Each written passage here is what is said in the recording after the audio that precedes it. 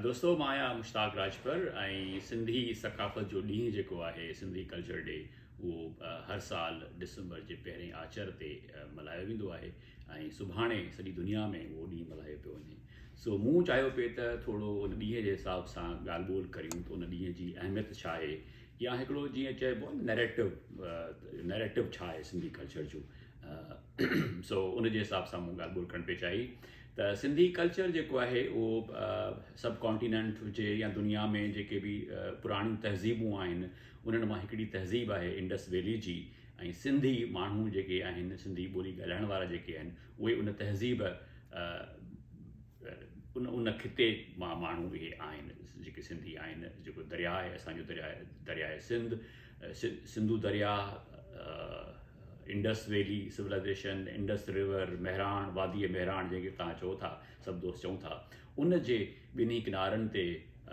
खॿे ऐं सॼे left bank right bank ते जेके माण्हू रहनि था सिंधी, उन्हनि जी सकाफ़त ऐं तहज़ीब जो ॾींहुं आहे। सो पाकिस्तान जे अंदरि जॾहिं खां वठी पाकिस्तान में सिंध शामिलु थी 1947 खां वठी करे त सिंध जे मथां मुसलसल जेको मर्कज़ जूं जेका हुक्मरानी हुई, जेका डिक्टेटरशिप्स रहियूं, जेके ग़ैर जमहूरी हुकूमतूं रहियूं, उन्हनि सिंधी कल्चर खे सिंधी ॿोलीअ खे तमामु घणो दॿाए रखियो आहे। ऐं ख़ासि तौर ते जेके माण्हू ॿियनि इंडिया में लॾे आया पार्टीशन में, उन्हनि बि अची सिंध जे मथां जंहिं नमूने जी हुक्मरानी कई ऐं सिंधियुनि खे दॿाइण जी कोशिशि कई, सिंधी ॿोली खे वक़्तु कोन मिलियो, सिंधी मीडियम स्कूल बंदि थिया, त हिकिड़ी मुसलसल ॾहाकनि खां वठी करे सिंध जे मथां हिकिड़ी सकाफ़ती यलगार हुई। सो आउं सम्झां थो हीउ जेको ॾींहुं आहे, जेको हुनजो उभार आहे, जेको हुनजो राइज़ थियणु आहे, उहो बेसिकली उहा जेका मुसलसल सप्रेशन हुई ॾहाकनि खां वठी करे, उनजो हिकिड़ो एक्सप्रेशन आहे। उनखे सिंधियुनि जे पंहिंजे तारीख़ खे, पंहिंजी ॿोलीअ खे, पंहिंजी सकाफ़त खे ओन करण जो हिकिड़ो एक्सप्रेशन आहे जेको ॾाढो स्ट्रॉन्ग आहे, पावरफुल आहे, छाकाणि त उन में उहे सभु चङायूं सुठायूं आहिनि जेके कंहिं बि हिकिड़ी तहज़ीब याफ़्ता क़ौम में हुजणु खपनि। मां तव्हांखे इहो ॿुधाईंदो हलां त सिंधी तहज़ीब जेका आहे, जेका सिंधी जेको नेशनल कैरेक्टर आहे, जेके उनजूं ख़ासियतूं आहिनि, उन में हिकिड़ी वॾी ख़ासियत इहा आहे त सिंधी माण्हुनि सिंध जे देश जे माण्हुनि कॾहिं बि ॿियनि मुल्कनि ते कब्ज़ा कोन कया आहिनि, काहूं कोन कयूं आहिनि। सिंध कॾहिं दिल्ली ते कब्ज़ो कोन कयो आहे, सिंध कॾहिं काबुल ते कब्ज़ो कोन कयो आहे, सिंध कॾहिं लाहौर ते कब्ज़ो कोन कयो आहे। असीं हिकिड़ो ज़रई दरिया जे किनारे ते हुजण जे करे असांजो खितो जेको आहे ख़ुशहाल रहियो आहे, अमीर रहियो आहे, सेल्फ सफिशिएंट रहियो आहे। उनखे कॾहिं बि ज़रूरत कोन पई आहे त उहो ॿियनि मुल्कनि ते काहूं करे ऐं उते वञी कब्ज़ा करे। डॉक्टर मुबारक अली बि पंहिंजे किताब में लिखियो आहे त मोहन जे दड़े मां जेका खोजना थी, जेका डिस्कवरीज़ थियूं, जेके आर्टिफैक्ट्स ऐं ॿियूं शयूं उतां मिलियूं, उतां घणो कुझु मिलियो पर को हथियार कोन मिलियो। सो इहा शाहिदी आहे इन ॻाल्हि जी त सिंधी इवन जेका मोहन जे दड़े जी तहज़ीब आहे, उन्हनि वटि बि एज सच के वेपन्स कोन हुया। सो असीं हिकिड़ी तारीख़ी तौर ते हिस्टोरिकल कॉन्टेक्स्ट में हिकिड़ी पुरअमन क़ौम आहियूं, को एग्ज़िस्टेंस में यकीन रखूं था। तव्हां मिसाल वठो त भई सिंध में जेको इस्लाम आयो आहे उहो मोहम्मद बिन क़ासिम या उन खां अॻु में मुख़्तलिफ़ ख़्याल आहिनि त सिंध में इस्लाम कीअं आयो, पर उन खां वठी करे मतिलबु अंटिल 1947 ताईं सिंध में हिकिड़ो कमाल जो को एग्ज़िस्टेंस रहियो आहे, यानी माण्हू गॾु रहिया आहिनि, उन्हनि में हारमनी रही आहे, वॾा के दंगा फसाद जहिड़ा कोन थिया आहिनि। तोड़े जो यानी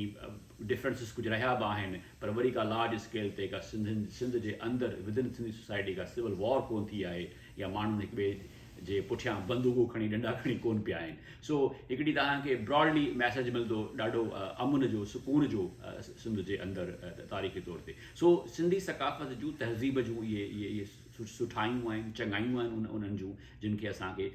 उजागर करणु खपे। अॼु बि ॾिसो को माण्हू ॿाहिरां अचे थो, उहो पंजाब मां हुजे, northern part of the country हुजे, उहो कीअं सिंध में सिंधी माण्हू उनखे तंग नथो करे, उन इलाही वेलकमिंग रहियो आहे। सो अॼोके दौर में सिंधी छाकाणि त हिंदुस्तान में बि रहनि था, पाकिस्तान में बि रहनि था, दुनिया खां ॿाहिरि बि रहनि था, उनजे करे हीउ ॾींहुं जेको आहे असां सभिनी खे ॻंढे थो। ऐं ॿोली, सिंधी ॿोली जेका आहे असांजे कल्चर जो हिकिड़ो अहम हिसो आहे। कंहिं बि क़ौम जे जेके मेन इंग्रीडियंट्स आहिनि उन्हनि में ॿोली हिकिड़ो तमामु बुनियादी नुक़्तो हूंदो आहे उन्हनि खे ॻंढण जे लाइ, पाण में गॾु करण जे लाइ। सो सिंधी ॿोली बावजूदि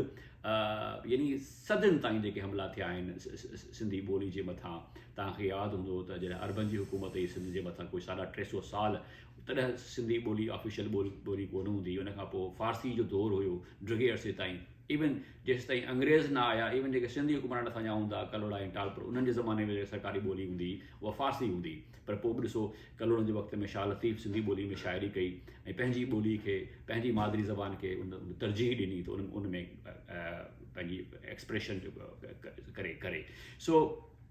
पाकिस्तान में अॼु बि बदकिस्मती सां जेके पाकिस्तान जा जेके मामा ऐं चाचा ऐं अबा ठहियो वेठा आहिनि, उहे सिंधी ॿोली खे क़बूल करण लाइ तयारु न आहिनि। ऐं बावजूदि असां सभिनी जे मुतालबनि जे, सिंध असेंबली जे मुतालबनि जे, पाकिस्तान जे सरकारी ॿोलियुनि में सिंधी ॿोली खे शुमारु नथो कयो वञे। इंडिया जे अंदरि सिंधी ॿोली जेका आहे उतां जूं जेके सरकारी ॿोलियूं आहिनि उन में हिकिड़ी ॿोली कंसिडर कई थी वञे, पर असांजी ॿोली खे, सिंधी ॿोली खे पाकिस्तान जे अंदरि जेको आहे उहो एक्सेप्ट नथा कनि, one of the national languages of the country. So हिन मौक़े ते असां सभिनी खे जेके सिंध में आहियूं, सिंध खां ॿाहिरि आहियूं, उन्हनि खे इहो मुतालबो रखणु खपे हुकूमत पाकिस्तान खां त बाबा तव्हांखे नांग थो खाए, का बलादी खाएव, तव्हांखे कहिड़ो ख़तरो आहे असांजी ॿोली मां, तव्हांखे असांजी ॿनियूं बि खपनि, दरिया बि खपनि, शहर बि खपनि, कंटोनमेंट्स बि ठाहिणियूं अथव,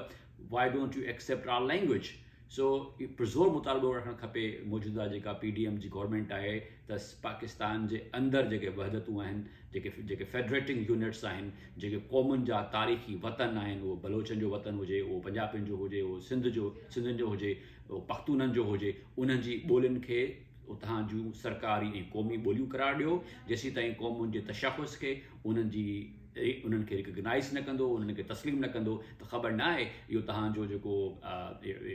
आर्टिफिशलिटी ते ऐं कूड़नि नज़रियनि ते ऐं जेको जीअं चवंदा आहिनि त नज़रिया पाकिस्तान जो को नज़रियो कोन्हे को, देयर वॉज़ नो नज़रिया पाकिस्तान जो नज़रियो फ़क़ति पाकिस्तान जो आइन आहे जेको पाकिस्तान जे गवर्नेंस खे गाइड करे थो, जेको सभिनी जी रहनुमाई करे थो। सो वधीक सियासी बहस में नथा वञूं। ऐं सम्झां थो सिंधी कल्चर असांजे ॿधी ऐं एके जो ॾींहुं आहे, ऐं उहे दोस्त जेके चवनि था त सिंधी कल्चर डे जेको आहे उहो सिंधियुनि जी क़ौमी ईद आहे, ऐं उन ईद खे सभु गॾिजी ख़ुशी सां, प्यार सां ऐं दुनिया खे जेको अमन ऐं सलामती जो पैगाम आहे उन सां मल्हायूं। महिरबानी ऐं GSN।